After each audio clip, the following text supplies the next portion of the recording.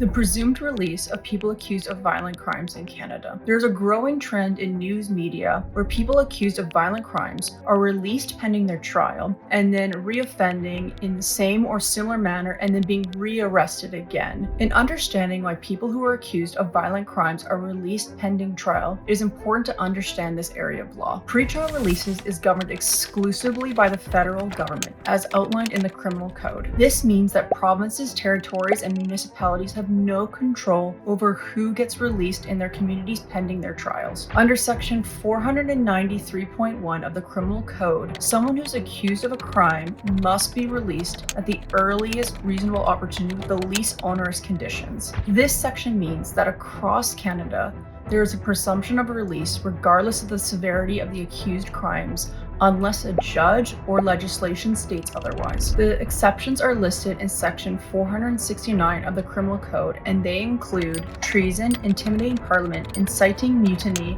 piracy, piratical acts, unaliving, and seditious offenses, which is legal jargon for acts against the government. I find it interesting that violent crimes against government or government members warrant such a strong threat that there's exceptions to presumption of release in those areas. Yet this courtesy is not extended to the general public in Canada, especially in areas of stalking, attempted unaliving, SA, domestic violence, and harms or attempted harms against children. However, it's important to note, under Section 515, subsection 10, an accused individual can be denied being released pending their trial if one or more factors are present. These factors include the need to ensure attendance in court under subsection 10A, detention being necessary for the safety of the public under subsection 10B, or if detention is necessary to maintain confidence in the justice system under section 10C. In 2024, an act to amend the Criminal Code was passed by the federal government. This act makes it so that people who are accused of crimes with a weapon have to prove